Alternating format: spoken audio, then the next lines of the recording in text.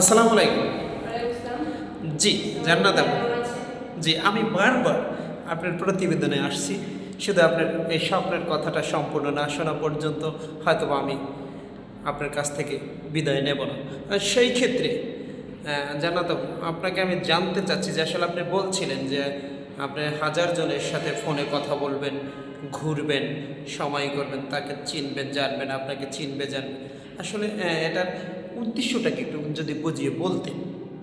উদ্দেশ্যটা এটাই যে তার সাথে যদি আমি না করি বা আমার সাথে যদি সে না করে, আমি বলবো আমার মন মানসিকতা কেমন বা তার মন মানসিকতা কেমন সেটা আমিও বুঝবো না, সেও বুঝবে না। আর বিয়েটা তো বিয়ে নয়, এটা সারা জীবনের বন্ধন। তো জি, আমি জি। চাই যে সারা জীবনের বন্ধন, মানুষের জীবনে বিয়ে একবারই হয়, একবারই আসে। তো আমিও চাই যে এরকম ১০ জনের মাঝে আমি একজনকে সিলেক্ট করে নিব। এই জন্য আমার এই কথাটা বলা। হয়তো দর্শক হয়তো অনেক আপসেট হয়ে গেছে যখন বলছি যে হাজার জনের সাথে কথা বলবো, হাজার জনের সাথে দেখা করবো, ঘুরতে যাব।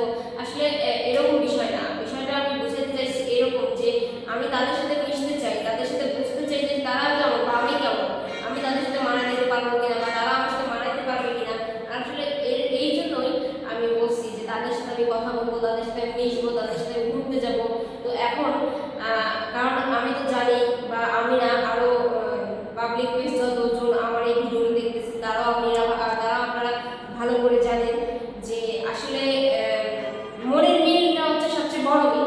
জি, জি, জি। তো আমি যদি একজনের সাথে আমাকে হুট করে বিয়ে দিয়ে দিল, আমার মনের মিল হলো না, দুদিন পরে কি আমাদের ডিভোর্স হয়ে গেল, তখন দুজন দুই দিকে বা আমাদের একটা বেবি হলো, সে বেবিটা মাঝখানে না পাবে বাবা না পাবে মা। তো আমি চাই না যে আমাদের জীবনে এরকম কিছু ঘটুক বা আমার জীবনে এরকম কিছু আসুক। জি, তো জি। এই জন্য আমি চাই যে একটা ছেলে না, আমার যদি এতে লাখ কোটি ছেলের সাথে কথা বলতে হয়, ঘুরতে যেতে হয়, আমি যাবো।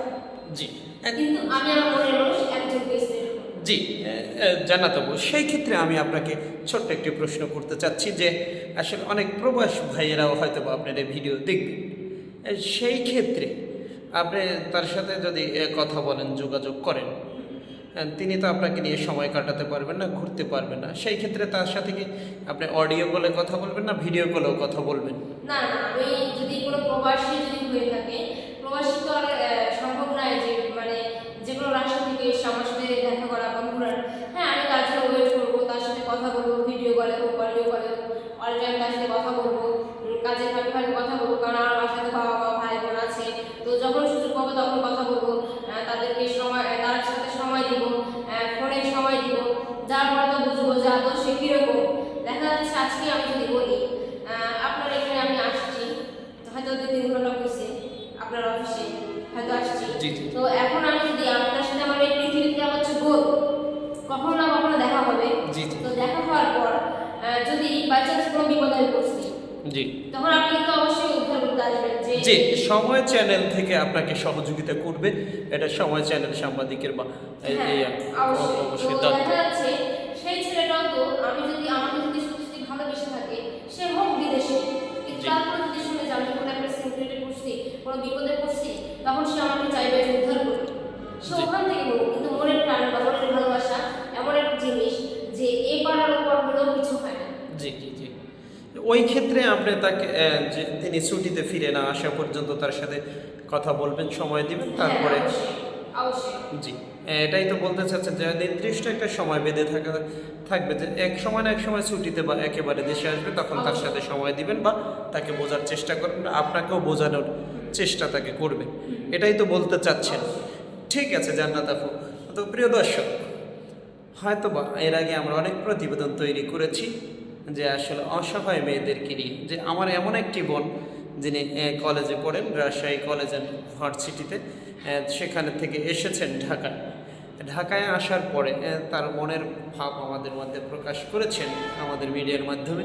তিনি একজন ভালোবাসার মানুষ খুঁজছেন, যেখানে হাজার লোকের মধ্য থেকে ভালোবেসে একজনকেই খুঁজে নেবে। আসলে আমি দর্শক আপনাদের কাছে প্রশ্ন করছি যে এই হাজার লক্ষ মানুষের মধ্যে থেকে আসলে সেই একজন সৌভাগ্যবান ব্যক্তি কে, আর কাকেই বা খুঁজে নেবে আমার এই বোনটি? সেই ক্ষেত্রে স্ক্রিনে দেওয়া যে নাম্বারটি থাকবে সে নাম্বারটিতে যোগাযোগ করতে অবশ্যই ভুলবেন না। স্ক্রিনে দেওয়া নাম্বারে যোগাযোগ করবেন, আমার বোনকে পেয়ে যাবেন। সবাই ভালো থাকবেন, সুখে থাকবেন। আল্লাহ হাফেজ। আসসালামু আলাইকুম।